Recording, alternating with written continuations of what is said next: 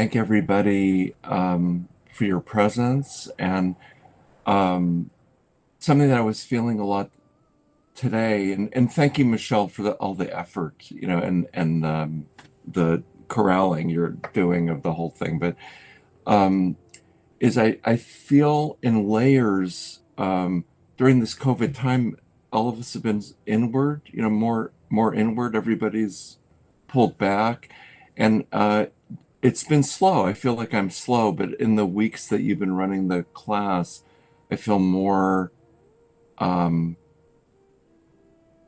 more in the space, more in, and so it's like I've gotten comfortable with myself, but not as connected probably as I'm used to without knowing it. So um, I'm feeling better as a result of of everybody us being together. So thank you.